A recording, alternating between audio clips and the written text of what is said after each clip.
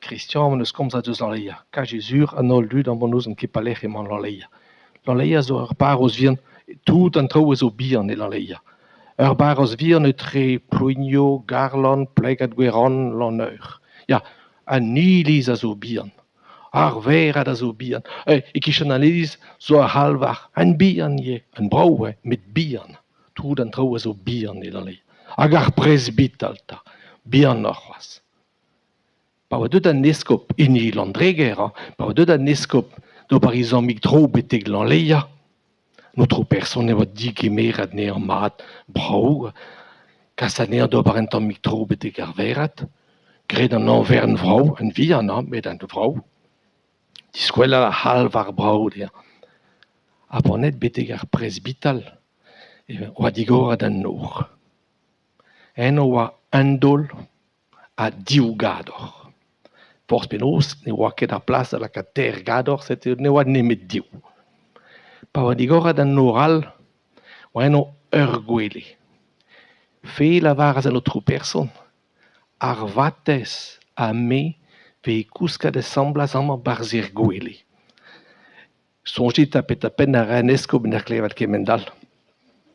Ben ya, neus ket a blas a neus ket a voy an do bar modal. Met a hi ve kouskad gant em. E kreiz ar gwele kemet a go bar un tamm speuran. Ya. Ya, met a c'houlenn a zan eskop. Ne zigwe ket ur vech an amzar, santout an tro e virvi un tamm c'hoant e sevalennoc'h. Ya, a lavar a zan otro person. Ha men neuze, e ran beteg ar halvar, hag e choman azeat war a halvar da bedi e pad ur pen ad amzar. Kemet a re amzar d'an traoù da zistana. Ya, met ar vatez. Ne zigwe ket ur vech an amzar santit ar gwad e font tre buan, an traoù e virvi, un tamm c'hoant e sevalenni. Ya, a lavar an otro person gwir ha men neuze, e lavar an deiz mont beteg a halvar. Chom azeat war men a halvar da bedi kemet a re amzar d'an traoù da zistana. Ya, met a lavar a zan eskop.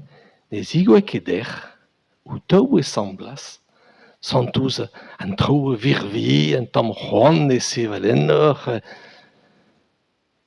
Ya, gwir a lavar a zan otro person. O men neuze, e ve kaset a hi beteg a halvar.